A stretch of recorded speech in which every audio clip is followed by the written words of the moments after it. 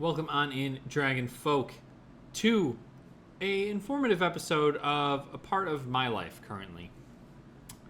This is going to be a video for somebody who wants to learn about some side businesses that they can get done and a way that they can make money while not having to actually go apply for a job.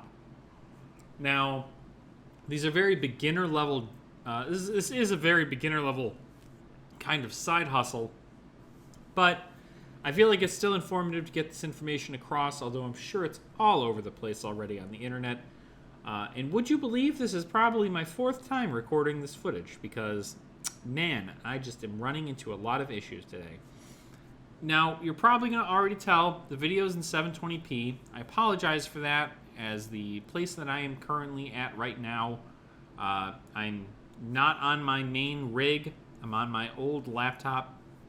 And the internet here is the Wi-Fi. The Wi-Fi's not that great, so we're kind of just dealing with what we deal with. But for the most part, it's looking pretty good. So what I want to talk about today is a side hustle that I have that I do pretty often now. I've gotten a lot of requests, and a couple of my friends are doing real well by me that when they're too busy to take a booking, they'll give it to me, and that is Rover. So for those of you who don't know what Rover is a pet sitting app. It's essentially a pet watching, pet walking app where you are hired on by clients who are looking for you to either walk their dog. Usually, this entire app is usually for dogs or cats. There's no other pets that they are. There's no other pets that they recommend watching with the app, but obviously you can talk with the client and get more information from them. But what this app would do is you would essentially get booked by a client to either walk their dog or to watch their house pretty much when they leave town. So a couple examples of that, for those of you who have not dealt with animals, right, it's simply just, straightforward common sense. If they hire you on to do dog walking, it's usually during a certain time of the day, sometimes 5 days a week, sometimes 2 days a week, sometimes only on the weekends. It all depends on what they want from you. Now, house sitting is another thing as well. House sitting, usually they're gone for a long weekend, or they're gone for about a week or more even, and they pay you to not only watch their dogs, but also watch their home while they are away. They not only pay you to watch their dogs, but also pay you to watch their home when they are away. So that's kind of the big benefit to having this, is you get to explore a lot of things with animals. Let's say if you don't have any of your own. Little story about myself is that I've never really owned a pet ever in my life, aside from like a goldfish. And I'm sure I love that goldfish, but that goldfish is a goldfish. I don't remember its name, even, is how long they lived. Because most goldfish will not live for a long time. But I have never had a furry friend in my home ever. With my dad being severely allergic to most anything in the world, and also me never, after all the places I've lived in my life, I've never been able to have a pet at any of those places. I've never had the opportunity, right, to have my own pet. And always it's been my friends' pets have been my pets, right? I've taken care of their pets when they've been gone. I also, when I come over, right, I hang out with their pets as much as they hang out with me. And it's just, a give and take thing. And so, something that I was told about by a friend of mine, and it honestly was really great because I have not been working for 10 months. I've been out. I shouldn't say I haven't been working, because I've been working, obviously, with YouTube and Twitch, and also I DoorDash as well. That's another side gig that I do.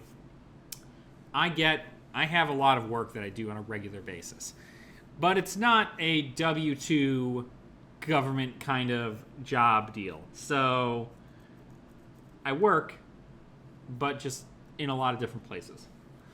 But I needed something that was a bit more stable, something that could still help pay the bills, but was still within my comfort range of something that I wanted to do, and that was acceptable for not just myself, but also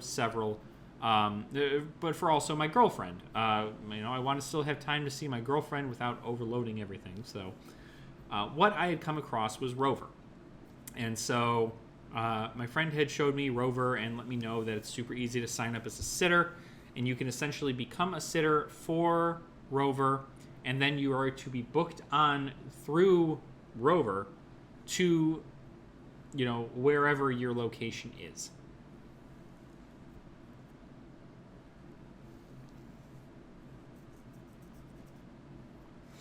And so with Rover, you have a lot of different things that are beneficial to you, and you essentially get to make your own schedule.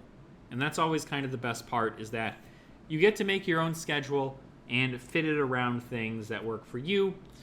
How it works is, you as a sitter, you will eventually get a request from a owner of an animal, and they will tell you the dates, it will tell you the times, it will tell you what service they're requesting, it will tell you their animal's name and all the information about their animal as well.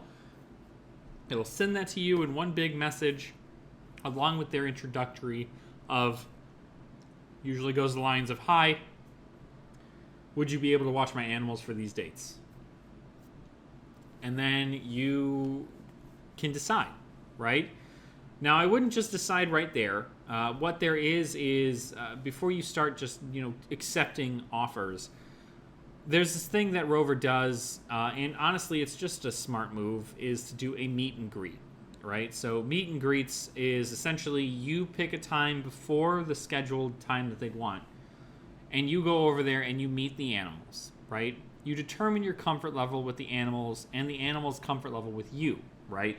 If a dog is unfortunately poorly trained and is very aggressive, very reactive to people, and there's a chance that this dog might end up hurting you, or this cat might end up hurting you, or there is a problem that you can't handle, you can then take that opportunity to tell the owner that you are not comfortable with the situation and that you'd like to decline their offer, right?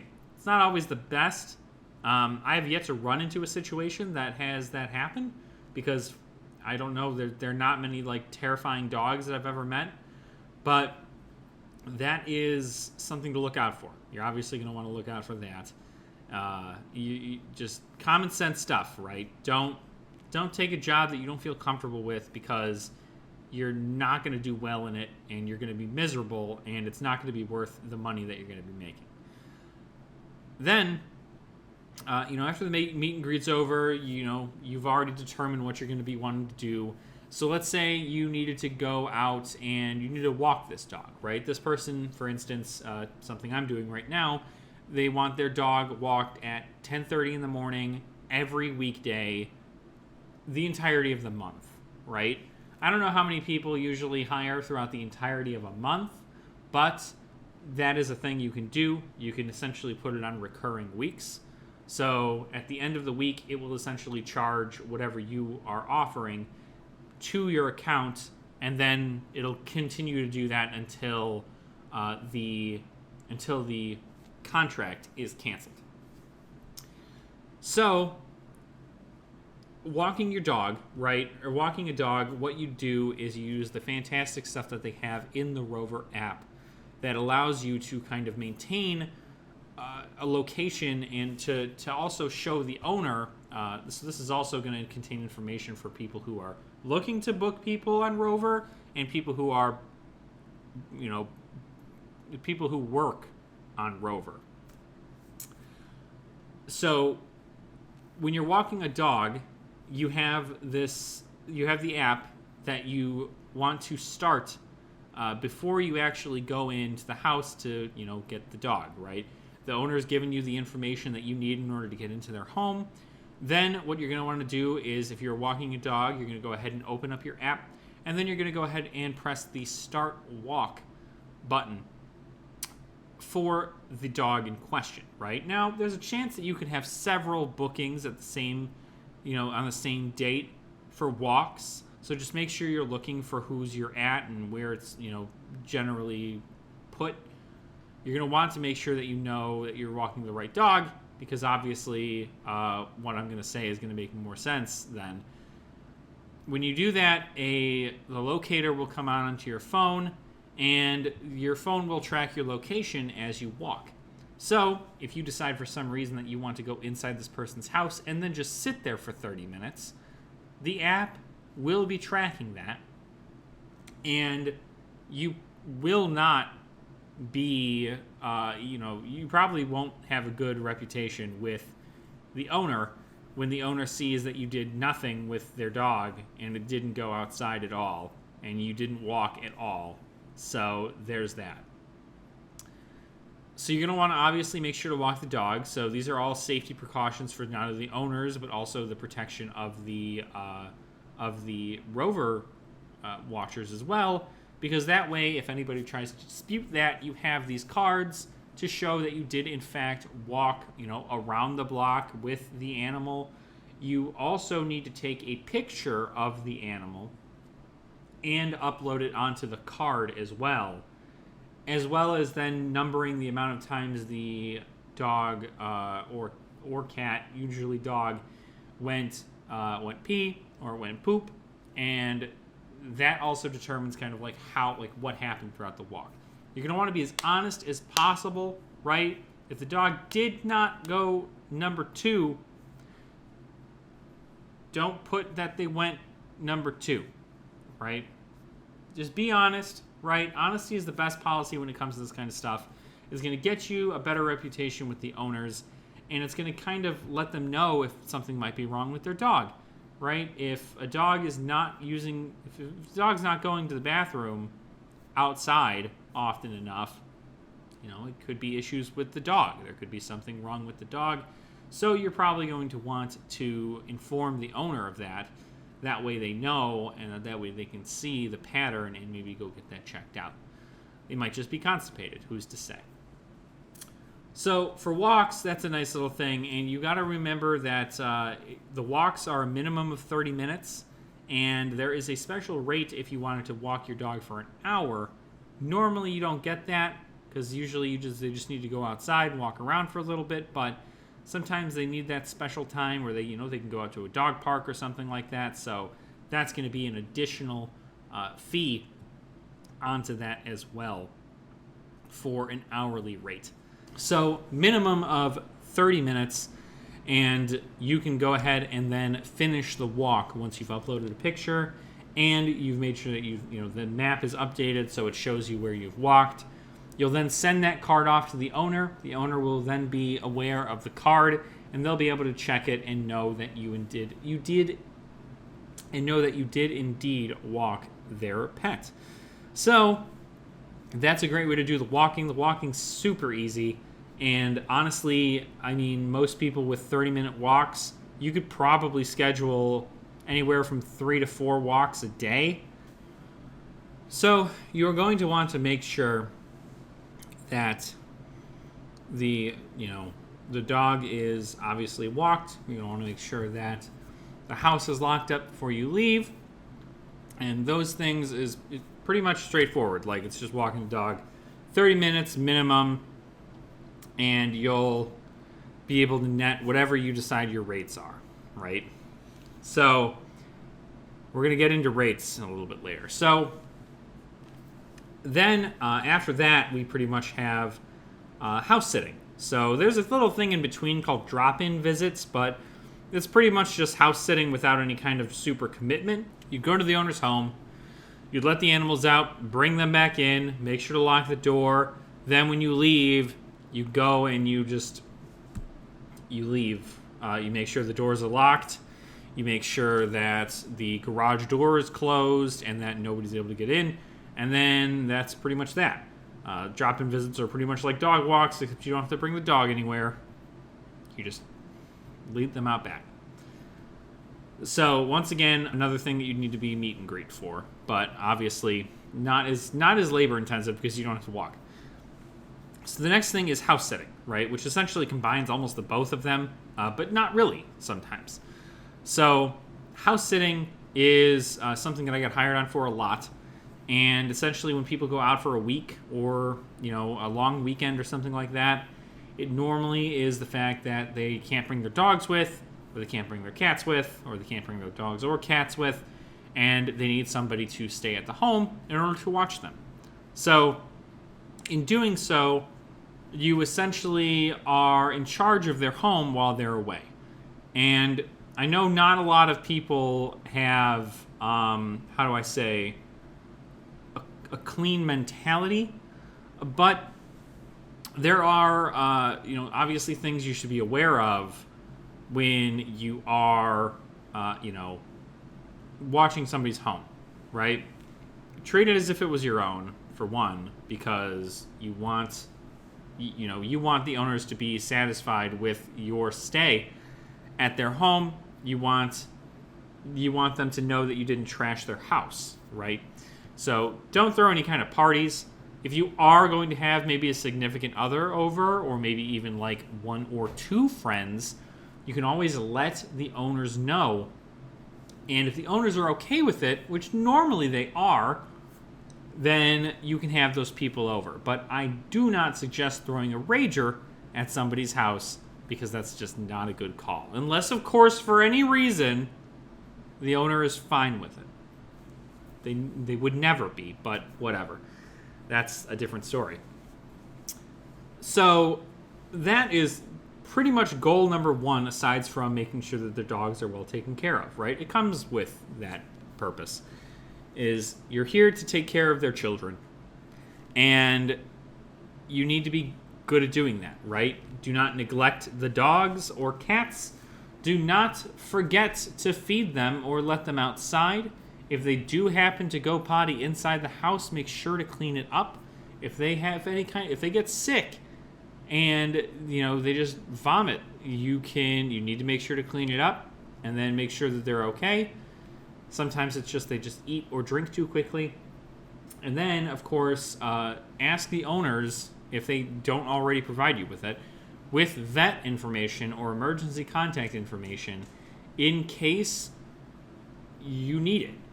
Because you want to have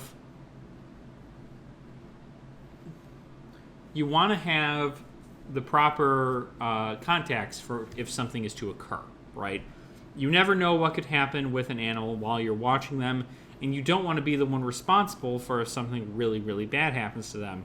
So, obviously, do everything you can to make sure that the animal is well taken care of and that they are treated like you would treat, your animal, or how you treat anything else. I wouldn't even say, forget what I even said there. Don't treat them like how you'd treat an animal. Treat them how they want you to treat their animal. And even though they're probably going to say things that are going to sound super barbaric and super weird, it doesn't matter, right? It doesn't matter whether or not you know more than them. It doesn't matter whether or not you know less than them. When they tell you a schedule, or they tell you that these things need to happen during these certain times, and you take medication during these times, so on and so forth, don't feed them past midnight, kind of gremlin style. You want to keep that in mind, because once again, they are probably used to that schedule, and it is also something that the owners request of you. It's not your dog, so don't try to act like it is. Don't try to act like you know better, because you might know better, but you definitely don't want to. You don't want to overstep your bounds, right? So that's pretty much it for homesitting. Homesitting is, once again, it's super simple. All of these things are really simple, as long as you are honest and upfront with the owners of the animals. As long as you're upfront with them, you have open communication, you schedule yourself properly, so you make sure that those are all set, and then you're totally fine. You don't have to worry about any of that being a problem. And yeah, that's just how we've done it. Like I make sure to create a good relationship with the owners, so that way they're comfortable with me watching their animals or taking care of them when they can't. So that way they have the odds of them hiring me back on to do something again is very high, because you want that kind of reputation. Is you want to be hired on all the time, because to be frank, it's not going to happen often, right? You're not going to have consistent Rover requests on a daily basis for certain things. It's going to be pretty dead for a good portion of it throughout your area, depending on what time of year it is, on whether or not you are a good person on Rover, whether or not anybody even knows what Rover is. So this is kind of a way to get yourself in the mindset of the fact that, like, you can at least start getting testimonials from people. You know, if anybody has if there's any animal that you've watched previously, like an aunt's dog or your best friend's dog, right, you can have them write a testimonial of how well they did on your page to help get you testimonials. The more testimonials that you get, the better you look, right? The better you look, and people will look for that and go, okay, this person's a responsible adult who can take care of not only my house, but also my children, pretty much, right? My fur babies. So that is honestly the most important thing, right? Is to keep that relationship with the owner. But as far as anything goes, most of the stuff you're going to do through the app, right? You're going to have specifically through the app. You're going to go ahead and you're going to talk to the owners through the app. You can contact them through a number that Rover gives you through the app. So you don't have to worry about giving out your personal phone number to these people unless you want to. Then you also have your, the calendar on there that you can go do, and it shows your availability and all these different things that you have available to you. You can put out, what dates you're not available for things, so people know they can't book you during that time, so that way you don't have to decline a request. You will at least just make sure to update your calendar every time you book an actual booking, and then that way you won't have to worry about somebody else trying to get in during that time for specifically a house sitting or a dog walking kind of concept. So now on to the part that I'm sure all of you are wondering, right? And I know I've said it a couple of times earlier in the video, so maybe you've caught on, but we're going to talk about the rates, right? So Rover gives you a default rate depending on, what you have there, right? So for instance, I think it started me off at like $30 a night for house sitting, and then it was an additional like $10 per additional dog. But you also have things like holiday rate, you have puppy rates, you have cat rates, you have 60-minute walk rates. Like, you have a bunch of additional rates that are not set up for you automatically during these times. So it's something you're going to want to look into. And the reason I say that you're probably going to want to up your prices almost immediately isn't because, you want to make it rich, right? Don't do that, because that is, nobody's going to pay you $100 a night. Maybe they will, but most people won't. They will pay you $100 a night if they have multiple animals, though. And that's how I feel, right? My rates currently, I make roughly about, I'd say like $90 a night if there's 2 dogs. And so then it's about $65 a night if there's only 1 dog. And so that really helps as far as that goes. My walking rates are $20 a walk. So every 30 minutes, it's $20. So that certainly helps out a lot there. it's just a nice, cool $20 that you didn't know you had before. So those are just some of my beginner rates that I have. I suggest, honestly, how I started is I started with those default rates. Obviously, if you don't have a lot of bills to pay, I would start at a lower amount, and then that way you can kind of get your foot in the door with somebody. But I'm very honest with my rates because I do have bills to pay. I have things I need to pay for. So when people book me, I want them to know that they are also getting what they pay for. They are getting somebody who's going to take care of their home, take care of their animals, and leave the house exactly the way it was when they left. And their dogs are going to be in perfect condition. Their cats are going to be fantastic. Everybody's going to be in great spirits, and they're going to want to hire me on again. So that is what you get when you pay a premium for something like this. But another reason why my rates are so high is because of fees.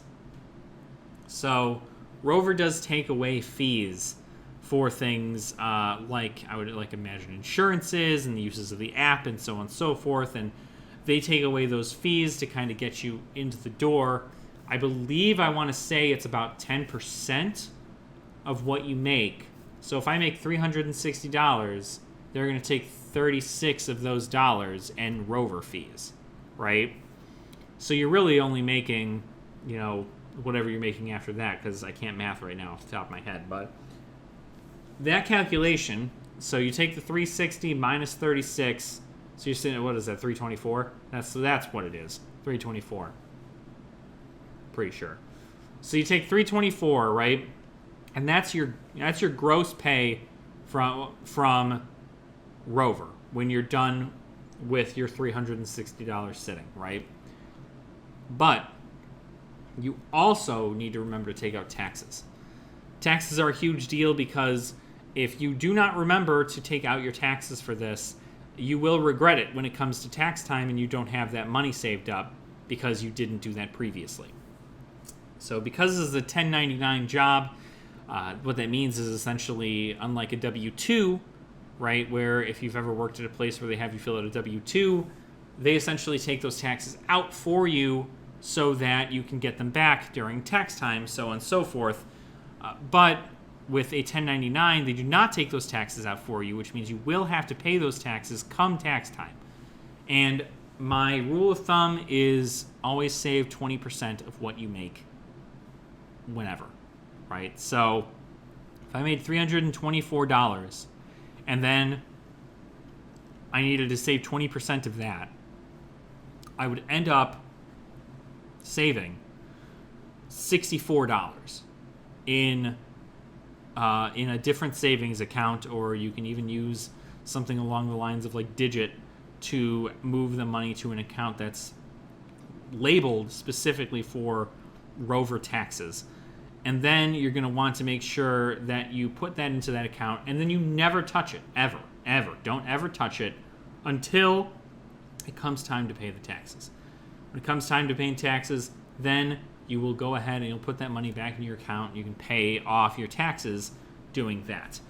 Another thing that I would also like to talk about as far as taxes go is you can also write off a bunch of stuff, like any treats you might buy for the animal. You can write those off. You can also write off your drive time, driving to the owner's home, and that is able to be deducted from your taxes. So track your mileage. It's always a big thing. Any gas, right? Track your gas because you need to drive there, right? So those are things to keep in mind, but we don't have to get too deep into taxes. That's pretty much the end-all be-all there.